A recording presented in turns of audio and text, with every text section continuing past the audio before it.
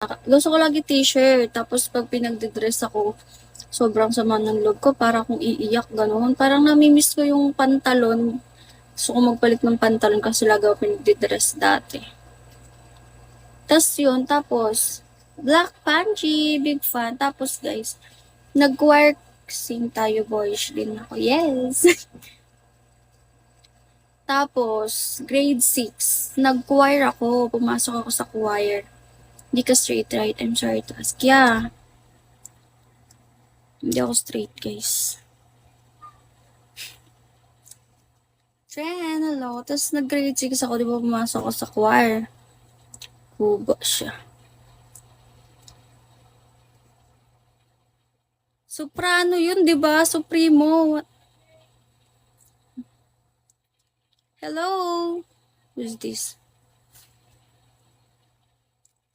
Tapos yun, pumasok ako sa choir. Tapos, lahat ng mga kasama ko doon, balik ko silang lahat. Super RJ, Trentilla, hi love.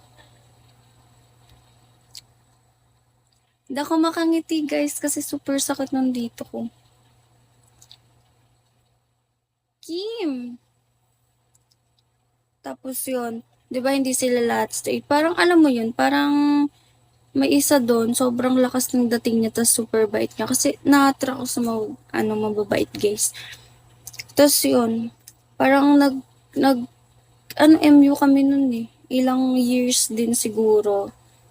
Tapos yun, parang nawala siya. Iyak ako ng iyak. Tapos hanggang grade 6 yun tandaan nyo, grade 6 hanggang grade 10. Grade 10, hindi ko siya kinalimutan. Tapos yun, nag-cut na yung namin. Wala na kaming connection no after nung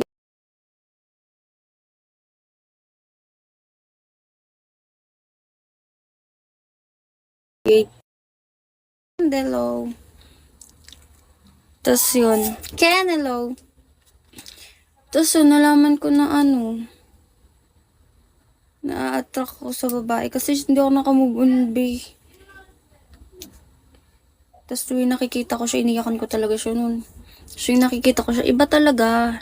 Tapos yun, tuwing nakakakita ko ng mga babae, parang hindi siya yung, hindi ako yung, kapag may magandang babae na attract agad, hindi. Pag feel kong hindi rin siya straight, tas malakas yung dating niyan, doon ako na-attract. Pero hindi naman yung hindi ako na-attract sa alam kong yung sobrang ganda, hindi ako na-attract doon. Tas alam kong straight, hindi. For me kasi nararamdaman yun eh.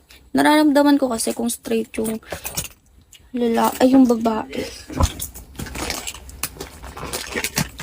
Nagka-voice. Hindi, bay lang naman ako, hindi naman ako Ang bay kasi, lalaki or babae na attract.